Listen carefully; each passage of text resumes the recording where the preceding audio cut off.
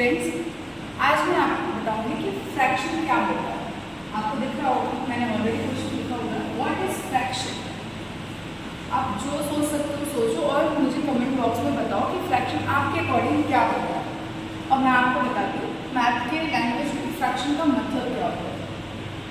A presentation of a part of a whole is known as fraction. Means whole का मतलब है एक complete, चाहे वो कुछ भी आप ले लो। मैंने यहाँ पे कुछ पिक्चर्स बनाए हुए हैं जैसे सर्कल, रेक्टेंगल एंड ट्रायंगल। अब इन पिक्चर्स के हेल्प से मैं आपको बताऊंगी कि फ्रैक्शन का मतलब क्या है।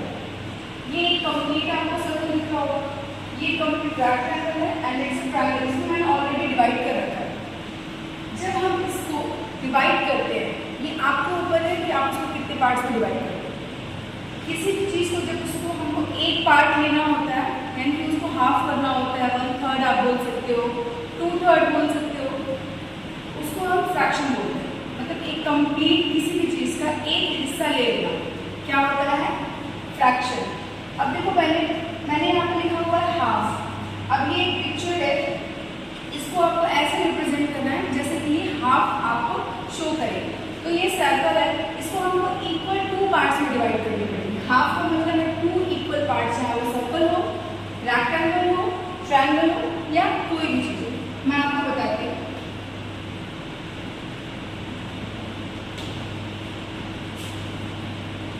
यहाँ से अगर हम सर्कल को डिवाइड कर दें तो ये दोनों 2 इक्वल पार्ट्स में आपको दिख रहे होंगे। अब यहाँ 1/4 का मतलब है इस जो भी ये पार्ट आपको नजर आ रहा है उसको 4 इक्वल पार्ट्स में, यानी 4 इक्वल पार्ट्स में डिवाइड करना है। अब आप ये आपके ऊपर, आप स्ट्रेट डिवाइड करते हो या ऐसे डिवाइड करते हो। मैंने ऐसे किया, आप चाहो तो स्ट्रेट होके भी आप इसको डिवाइड कर सकते हो। ये कितने पार्ट्स हो गए, 4।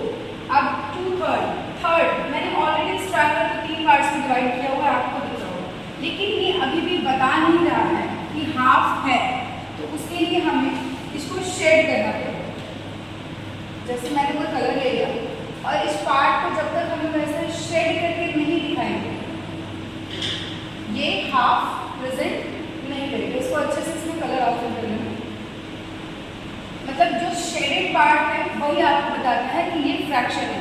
हाफ का मतलब होता है, हाफ को हम लिख सकते हैं 1/2। ऐसे 1/4 मतलब एक का, ये जो एक होल है इसको हमको पहले 4 पार्ट में डिवाइड करना है, मैंने ऑलरेडी कर दिया है। 1 का मतलब इसका कोई एक हिस्सा ले लेना, तो किसी भी एक कॉलम को आप क्या करो, शेड करो।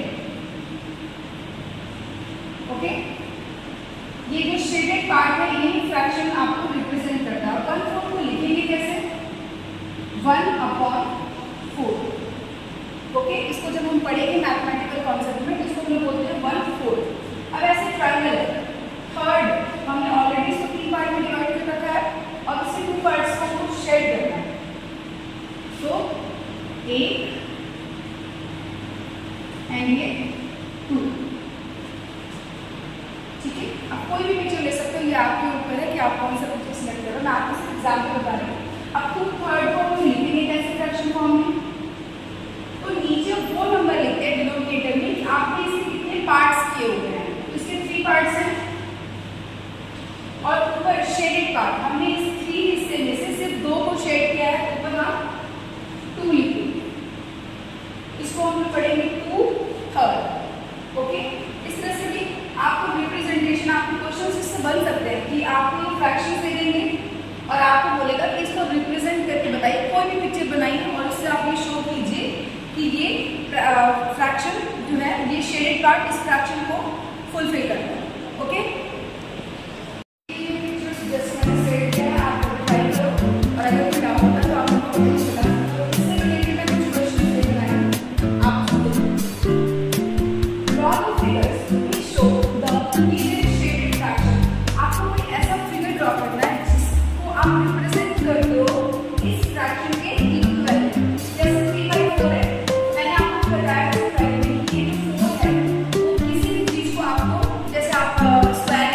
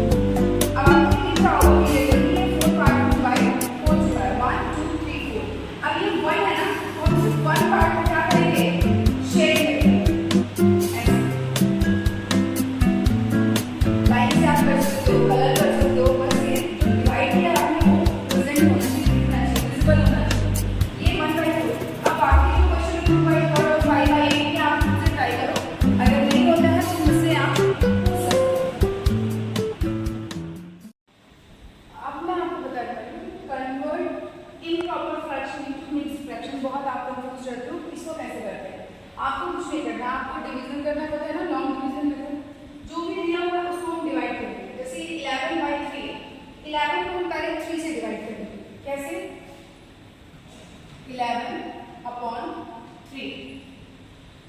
3 3 जा 9, इसको माइनस करेंगे तो यहाँ पे 2 आता है। अब देखिए इसको हम कैसे लिखेंगे इम्प्रॉपर फ्रैक्शन को मिक्स्ड फ्रैक्शन में।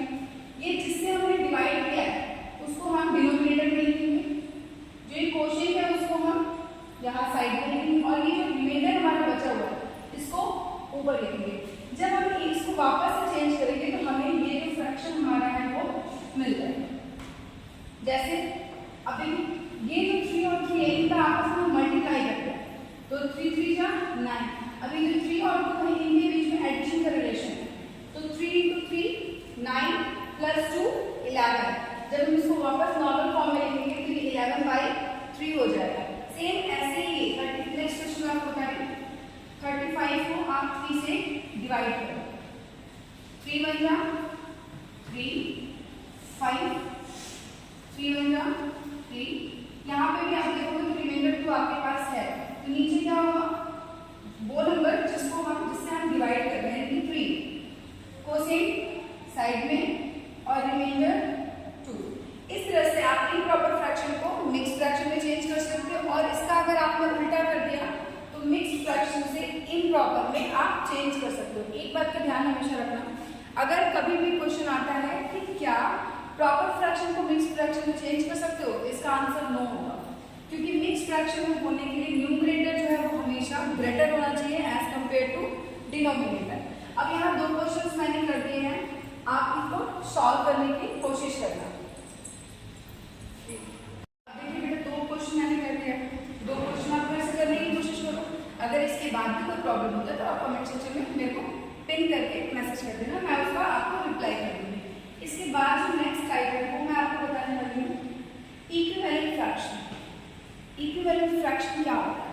ऐसे फ्रैक्शन, ऐसे 2 3 4 जितने भी मन करे उतने फ्रैक्शन आप राइट कर सकते हो जो सेम होने चाहिए, मतलब जिसका डिनोमिनेटर भी सेम होगा और न्यूमरेटर भी सेम होगा। ऐसा कब होगा कि जिसका डिनोमिनेटर भी सेम हो और न्यूमरेटर भी सेम हो? जब हम उसका मल्टीपल लिखेंगे। मल्टीपल मीन्स मल्टीपल लिखेंगे या फिर किसी भी फ्रैक्शन का इक्विवेलेंट फ्रैक्शन हमको अगर राइट करना है तो हम क्या करेंगे, सेम नंबर से ऊपर न्यूमरेटर एंड डिनोमिनेटर में मल्टीप्लाई करना पड़ेगा। अब देखो इसको फाइंड करने के लिए इक्विवेलेंट फ्रैक्शन को फाइंड करने के लिए 2 तरीके हैं। पहला है multiplying the numerator and denominator with the same number, जैसा कि मैंने आपको भी बताया। दूसरा है dividing the numerator and denominator with common factor. Common factor मतलब इन दोनों का पहले आपको क्या करना होगा, फैक्टर निकालना होगा, और जो भी कॉमन होगा दोनों में उससे आपको ऊपर और नीचे डिवाइड करना होगा। मैं आपको ये बता रही हूँ न्यूमरेटर और डिनोमिनेटर में सेम नंबर से मल्टीप्लाई करना, या फिर आप डायरेक्ट लिख सकते हो मल्टीपल्स। 2/3 है, 2/3 का नेक्स्ट अगर आपको इक्विवेलेंट फ्रैक्शन निकालना है तो सेम नंबर से आपको ऊपर नीचे क्या करना होगा, मल्टीप्लाई करना पड़ेगा। जैसे मैं अगर 3 से ही मल्टीप्लाई कर दूँ तो 3 से न्यूमरेटर में मल्टीप्लिकेशन करेंगे और डिनोमिनेटर में। अब इसको हम अगर राइट करें तो 3 2 जा 6, 3 3 जा 9। जब हम इसको 3 से कट करेंगे 3 2 जा 6, 3 3 जा 9, तो आप देख रहे होगे ये जो फ्रैक्शन आ रहा है ये वापस से सेम आ गया। अगर ऐसा होता है तभी वो इक्विवेलेंट फ्रैक्शन है, अगर नहीं हो रहा है तो मतलब आपके कैलकुलेशन में प्रॉब्लम है या फिर आपने कुछ गड़बड़ की है। ओके,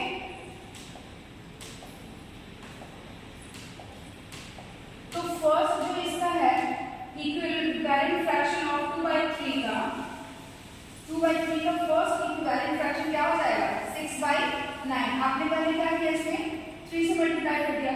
अब ये जो है इसमें क्या करो, आप 4 से मल्टीप्लाई कर दो। आप चाहो तो 2 से भी मल्टीप्लाई कर सकते थे ऊपर नीचे, ये आपके ऊपर है। सेम होना चाहिए, मतलब जब आप इस फ्रैक्शन को शॉर्ट करोगे तो आपको सेम न्यूमरेटर और डिनोमिनेटर आना चाहिए। इसमें multiplying the number and denominator with the same number. Next question है 8/12। इसमें मैं आपको 2 से मल्टीप्लाई कर दूंगा। 8 × 2 12 × 2 8 2 जा 16, 12 2 जा 24। जब आप इसको शॉर्ट करोगे 2 से डिवाइड करोगे तो 2 8 जा 16 एंड 2 12 जा 24, यानी कि इसका जो फर्स्ट इक्विवेलेंट फ्रैक्शन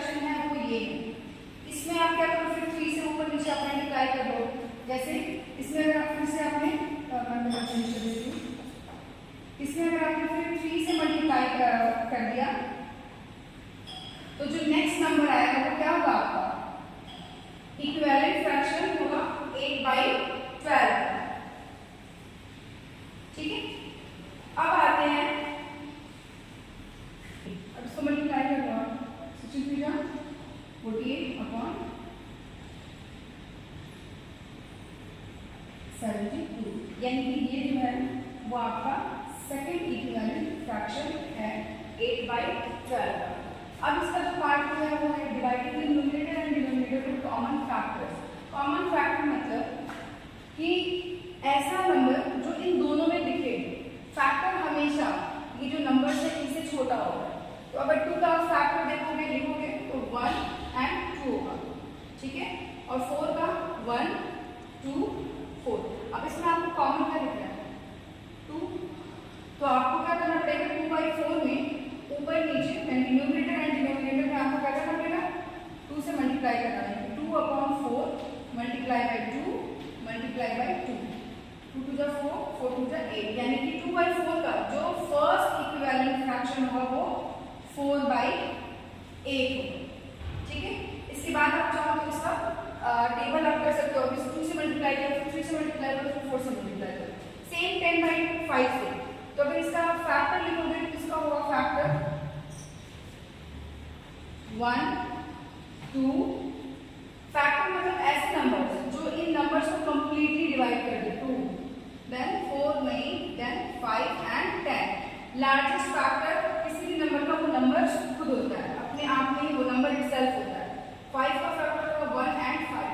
अब इसमें आप देखो आपको कॉमन 5 नजर आ रहा होगा, तो मतलब ये जो भी आपके पास फ्रैक्शन है यानी कि 10/5, इसमें आपको 5 से मल्टीप्लाई करना पड़ेगा ऊपर नीचे, तो ये हो जाएगा 50 एंड 50/20 50/25, यानी कि ये जो 50/25 है ये इसका फर्स्ट इक्विवेलेंट फ्रैक्शन होगा।